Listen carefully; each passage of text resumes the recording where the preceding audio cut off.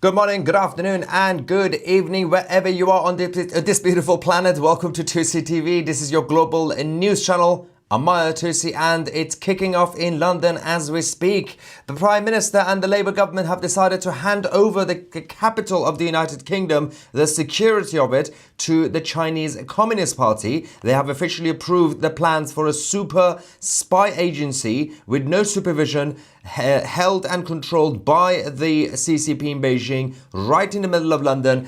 And there is currently a massive protest happening outside the site where the Chinese embassy is going to be built. We're also going to go to the House of Commons as we speak. The government is being grilled by the opposition parties on this matter. We're going to give you guys the latest update on this and of course get your reaction live. It's a sad day for the Western world. It's a dark day for the United Kingdom, as MI5 have also confirmed that there is obviously a threat to national security, but the politicians are not listening to us. So, first things first.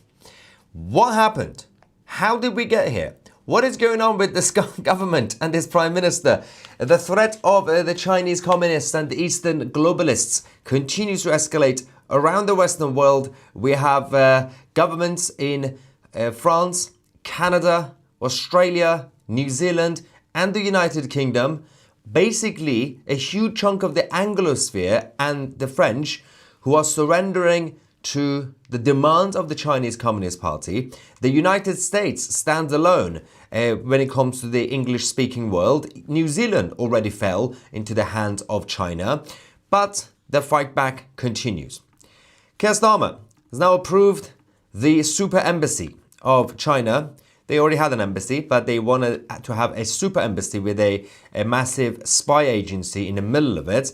The plans, which is fascinating, this is the building right in between the City of London and Canary Wharf, which is the second part of the financial system in the UK. Underneath, you have sensitive cables and infrastructure in London that connects to the financial centre. China will now have access to all of that. They are building a massive secret underground basement and network of tunnels. That has already been approved. There is going to be a secret room, of course, a telephone exchange, rapid telephone exchange, which is right next door to the super embassy, which is also very sensitive, of course. And you have the Royal Mint Court buildings. So, Keir Starmer, who has been appeasing the Chinese communists for some time now, let's quickly go to... Actually, let me just quickly show you what's going on here in central London. Then we're going to go to this speech by the Prime Minister as a reminder. I think they should talk themselves out of it and maybe using the situation worldwide, which doesn't need describing here because we're all aware of it, as a reason for holding back on moving ahead with this decision. There's no reason why they shouldn't place a moratorium and not proceed. And certainly once the legal action has been commenced, that should give them another reason for doing so. So members of the House of Lords are there as well with the Chinese residents. These are the anti-CCP Chinese residents in London. CCP celebrate, but genocide demands justice. Disclose documents in the judicial review. If it emerges through disclosure that the UK government gave assurances to the Chinese that they would get their embassy, then those assurances would have been unlawful. If that comes out through disclosure, anybody involved in that process is likely to have to resign. So it could be extremely embarrassing, it could be catastrophic for the government. But we tried to raise concerns about this earlier on and say this is what you're going to be facing if you allow this embassy. They went ahead anyway. This is absolutely, it could actually bring down the government as we know it, but they don't seem to care. Let me just quickly show you Keir Starmer, the Prime Minister, and how he talks about China. Let's go. For years, the narrative ran that China was the coming power. Well, now it has arrived, and the UK needs a China policy that recognises this reality. But instead, for years, we've blown hot and cold.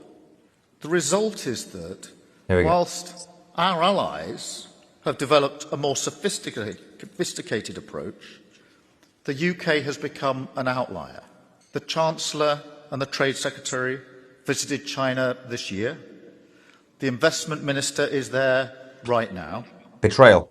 And this re-engagement is already delivering billions in export wins and market access for British businesses. They think it's all about money. But the president of the Fifth Republic of France, Emmanuel Macron, is currently in Davos with the rest of the leadership. Emmanuel Macron, who appears to have some eye issues today, he's wearing sunglasses indoors. Just on a side note, the victims of domestic abuse must be protected. Let's quickly go to the president of France, who says that we need more Chinese direct investment in Europe. Let's go. China is welcome, but what we need is more Chinese foreign direct investment in Europe, in some key sectors to contribute to our growth, to transfer some technologies, and not just to export towards Europe some devices or products which sometimes don't have the same standards or are much more subsidized as the one being produced in Europe. I've never seen this camp. It's more camp than ever before. All right, so if you are able, leave London. Do not stay in this city. It is not safe for anybody. But of course, the UK is not going to be safe for anybody in the next few months either. MI5 gave their warnings. The government ignored it. According to MI5, saying it is not realistic to be able to eliminate the threat, every potential threat and risk.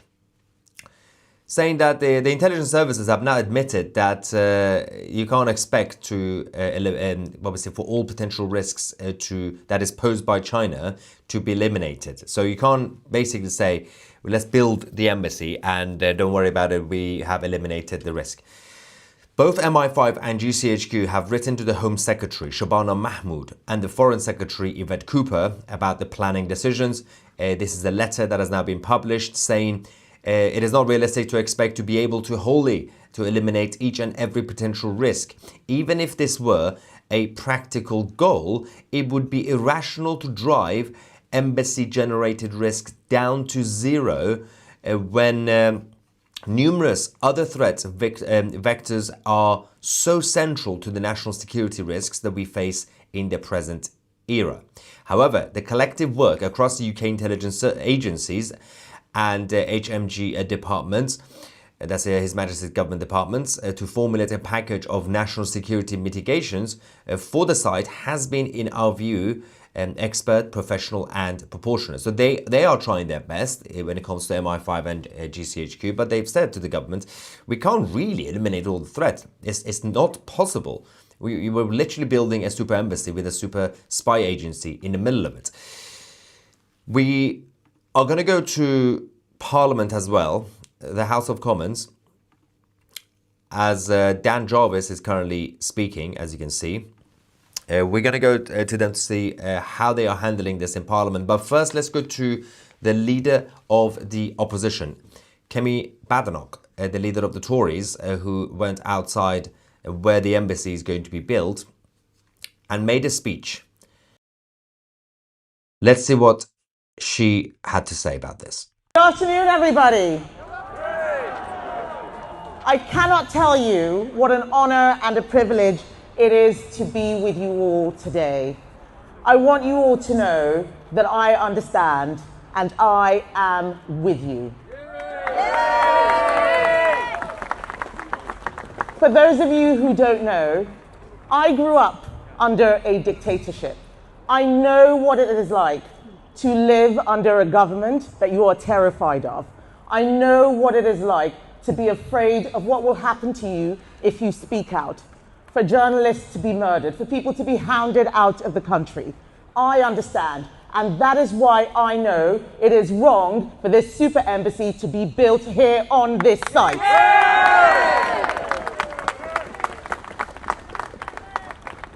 China is a country that has harassed and sanctioned our MPs like Ian.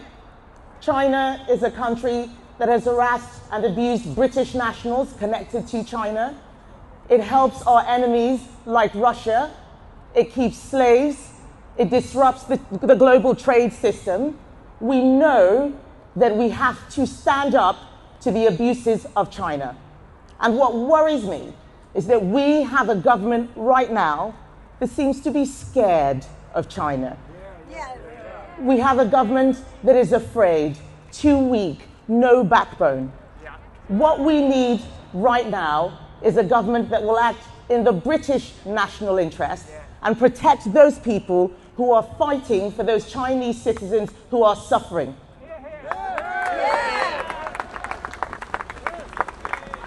I am standing here with you today because I believe in freedom. I am standing with you today because I know what it is like to live without freedom. We take it for granted in the United Kingdom because we have had it for so long. But those who have lived under repressive regimes, those who have lived under authoritarianism, those who have lived under communism know what that suffering is like, and we do not want to see that here.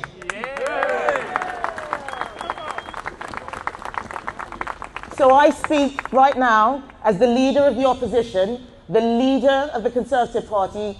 I stand with you. I tell you that I will always fight for freedom, and I am calling on the government to stop this decision. We do not want a country that spies on our MPs having this super embassy right here.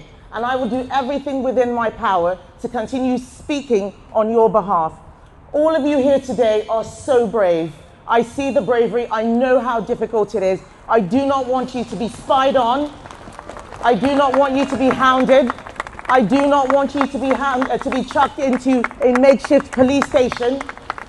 This is a free country. We must always guarantee freedom. And we need a government with a backbone and a prime minister who is not weak, who will look after our national interests and make sure that he supports British values, of which freedom is the primary one. So thank you, ladies and gentlemen. Thank you all of you. Brilliant speech. I'm so proud to by be here, Kemi. and I will continue doing everything that I can Now, to fight for your cause. Thank you.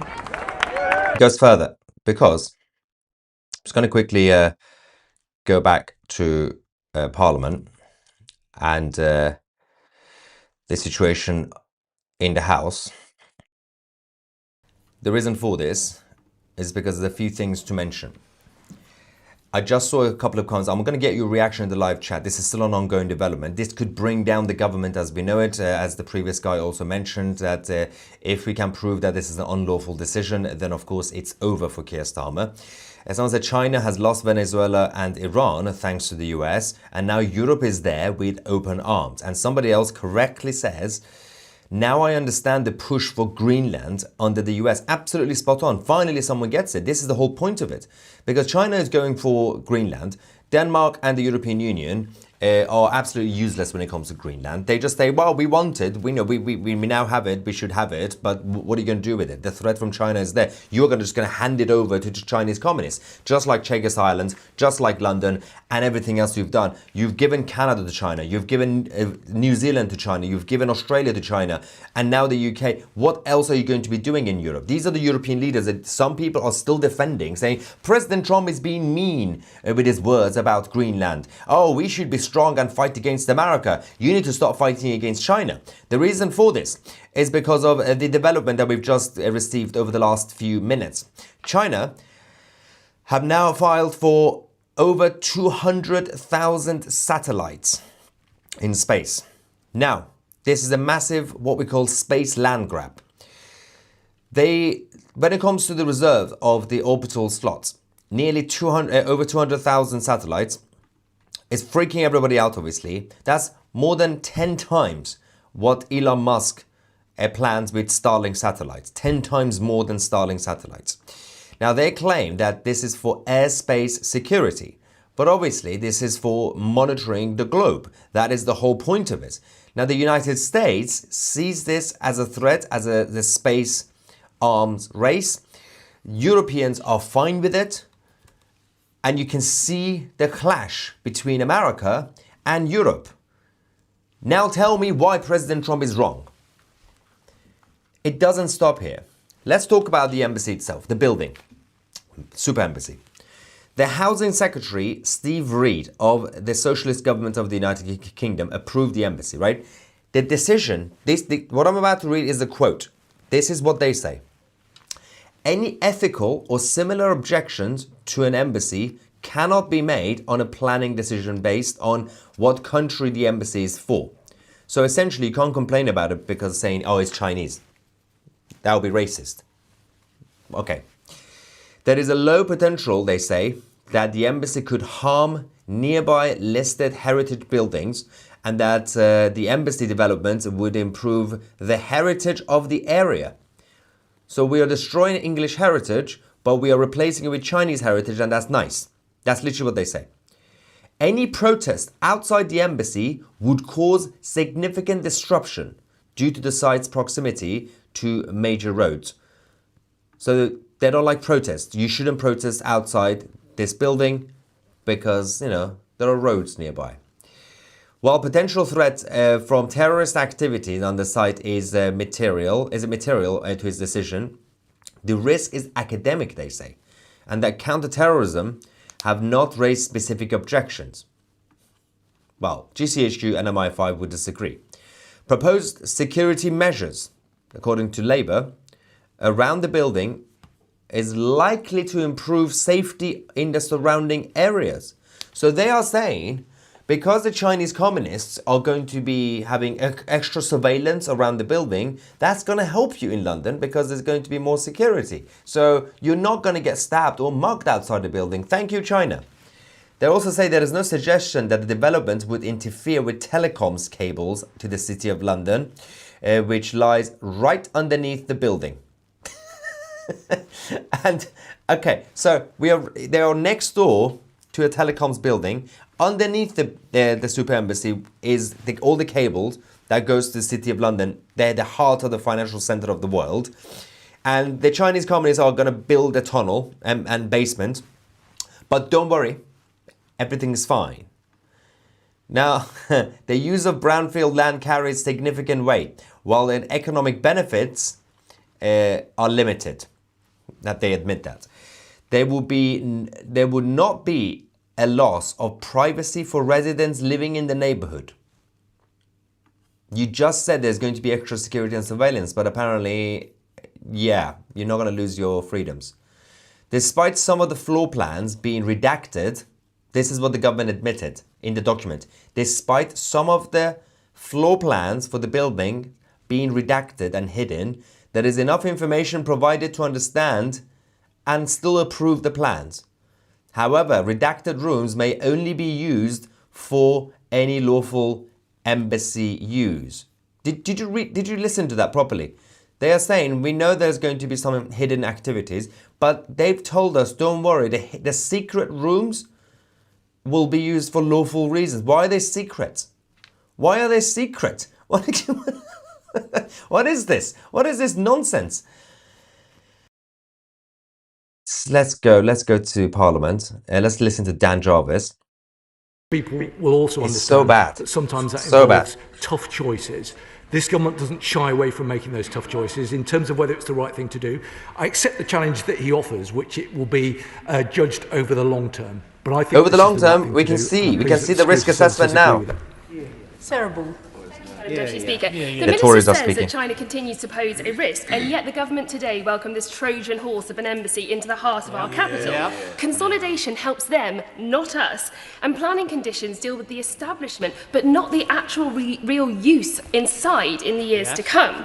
So I ask again, it's been asked many a time before, are the British people safer as a result of this embassy? Yes or no? Minister. Brilliant. I don't agree with her analysis with regard to consolidation.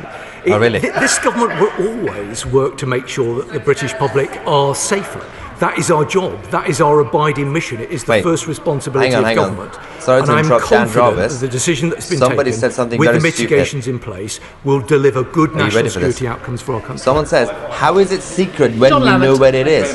Government's You realize decision the building to is not approve secret. China's spy That's why there's a embassy is protest. The utterly building wrong. is going to be a It massive puts building. It's not a national secret security building. at risk. Inside, I know the there will be embassy has been secret rooms approved. and If tunnels. or rather when we get evidence Obviously, that we won't China know where is it is. using this We don't know. embassy Well, for we don't know. We know surveillance, where they are, but we can't torture, access or it. other That's the problem. inappropriate means, will the government guarantee to close that embassy? Yes or no? Well, as with any embassy, both in this country, and of course, let's not be naive about the fact that Britain has embassies right around the country. The Vienna Convention, the Vienna Convention lays down the way in which different governments should behave with regard to the conduct of their diplomatic presences. Really? Of course, we take our responsibilities very seriously under the Vienna Convention, and we expect every other country, including China, to do the same.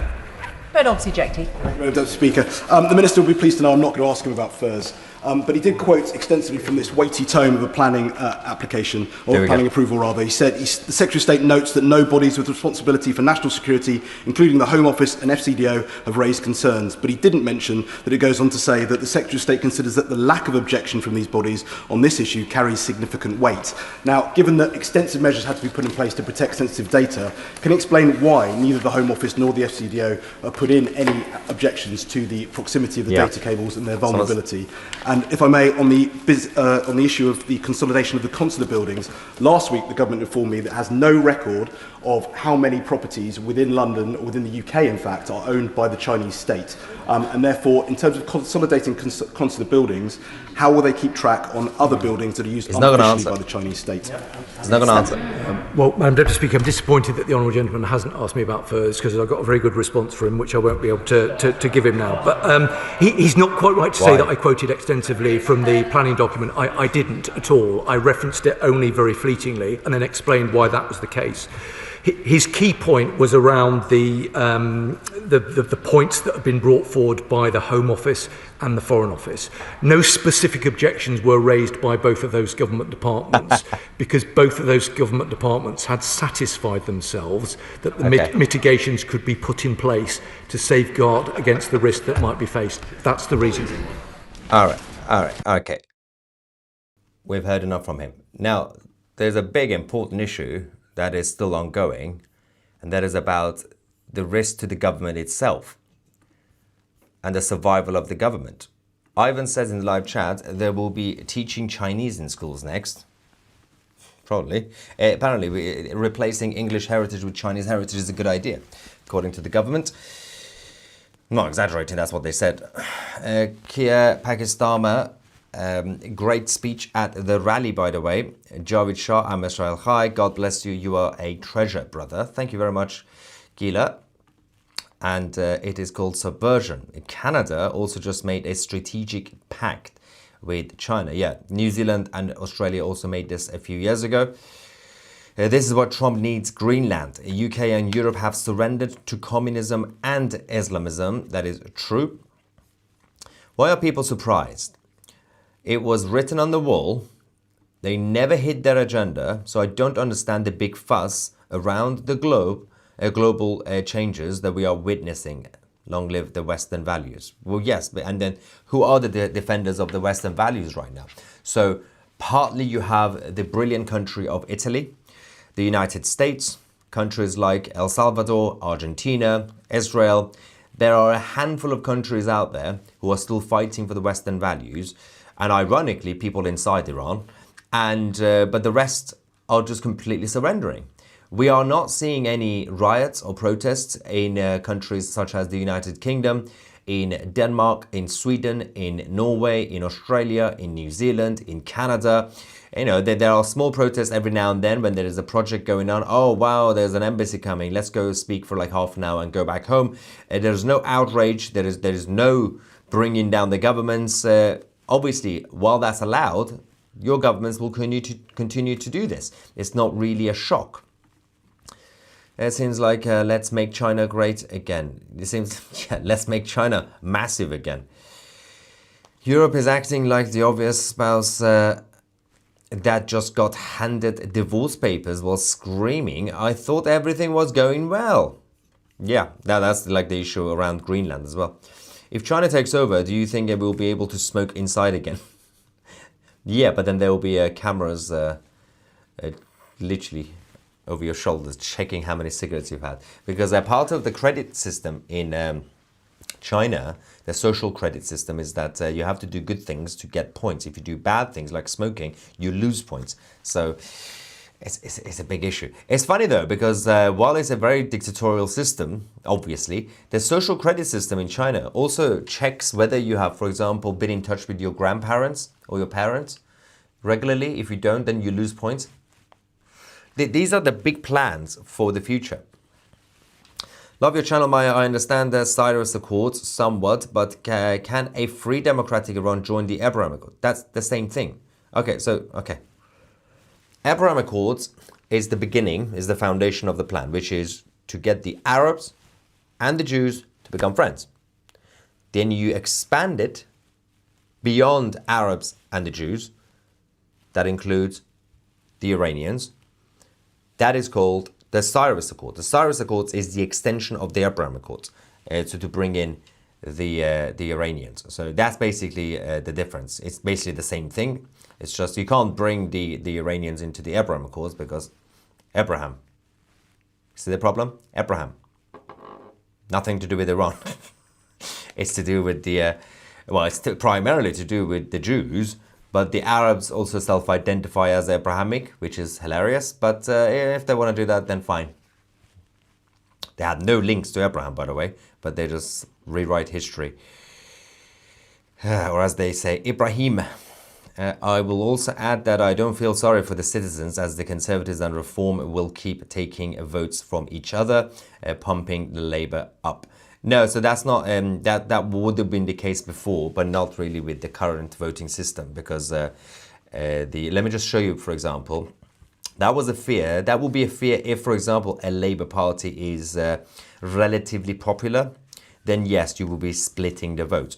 In reality, obviously opinion polls take it with a pinch of salt, but based on the current survey, current situation, obviously things will change. People will change their mind on who they're going to be voting for. But based on what we are seeing now, Reform UK, the largest party, blah, blah, blah, Reform UK obviously leading, they won't be able to form a majority anyway. This is what we have. So, this is quite interesting. Let's not forget, by the way, in 1982, the year before the 83 election, SDP came. SDP was the third party, like Reform UK. And they basically were part of the Labour Party, but then they went different way, Liberals. They were on 50% in the polls, 50%. And in 1983, Margaret Thatcher still won a majority for the Tories. I'm not saying this is a guarantee. I'm not saying somehow Kemi Badenoch is going to get a majority. I'm just saying things change very quickly in British politics, right? Based on this, only based on this, Reform UK are currently on 24%, Labour on 19%, Tories on 18%. So Reform will get 257 seats. Labour 113, Tories 64.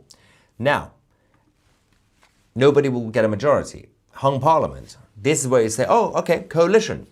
Like Europe. Terrible idea, by the way. Like Germany. This Parliament is so hung, you can't even form a coalition. If you put Reform and the Tories together, even if DUP get a few seats, you can't form a majority.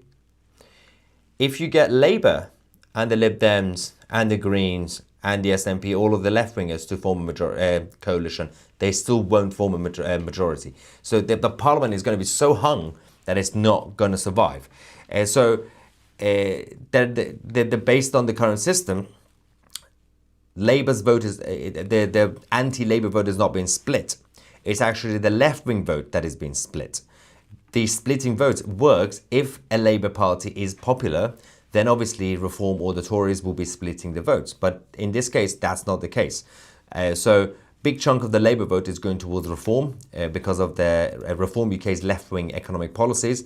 So Reform is left-wing as a party economically, but they are socially conservative, relatively speaking.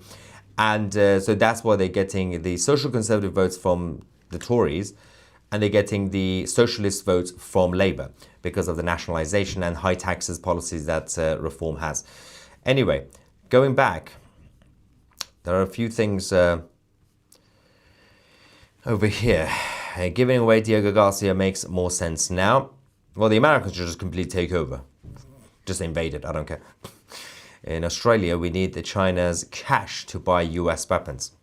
Basically, that is the excuse that Emmanuel Macron also has, by the way. You know, France needs Chinese money. It comes with a condition, you idiots. I'm not changing my surname to Ping. Ivan Ping. Nice. And Vinny says, why is the W banker an option, or isn't an option in the polls? Because that would have been the easiest option to win. I'm going to check the opinion polls, by the way. The live poll in the chat, actually, quickly. I did ask you guys if you're watching live. Keir Starmer is ... 63% of you have said a pro-China agent. 32% say a puppet of civil service. And 4% of people who are watching this channel live right now say Keir Starmer is a genius who knows what he is doing. 4% of the people believe that. Harry says, don't always agree with you. You are the moon friend. Seriously. China lives off the reputation of Asian cultures as being respectful, honest and kind. Their business practice proves their culture is anything but. I love how the Chinese communists would like to promote respect when they have absolutely no respect for anybody. They're also extremely xenophobic against literally everybody, the Koreans, the Japanese. But they had the audacity to say, oh, Japan is a racist nation. It's like, okay, pot kettle weird. Yeah, so that is the situation with that. Someone said 4% of the live chat is Chinese. By the way, it's not really against the lovely anti-CCP Chinese people, because we have a lot of nice anti-CCP Chinese residents in London who literally escaped China to live in a free country, and now Britain is being taken over by the CCP. It's like the Iranians who left the Islamic Republic, and now the IRGC are coming everywhere. So we don't even know where to go anymore. Nowhere is safe. And DJ says, be prepared to not be able to use YouTube, WhatsApp, Google, Facebook if it takes over. Luckily, those are still controlled by the Americans, so we'll be fine.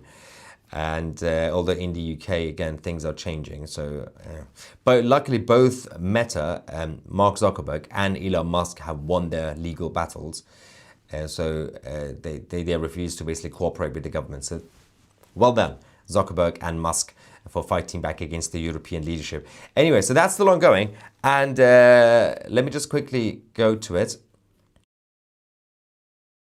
ICBs that they should commission a uniformed primary care glaucoma service that utilizes qualified high street optician practices, and only by doing so will we... Yeah, no, we're not talking about opticians. They got distracted. This is the problem with the parliamentarians in the House of Commons. They're all basically ADHD. We were talking about China. Oh, let's move on. They've done their work. They had about 10 minutes debate, and let's just move on to other things. Anyway, ladies and gentlemen, we're going to take a break. Everything is kicking off everywhere. Let's go to the Middle East shortly. After this, we're going to take a break. The situation in Syria is escalating as the Kurds continue to get murdered by the Sunni Islamists of Syria. And then we're going to go to Iran as, of course, the military escalation is heating up outside the Iranian territory. Thank you so much for watching. I'm Tousi, and we are the media.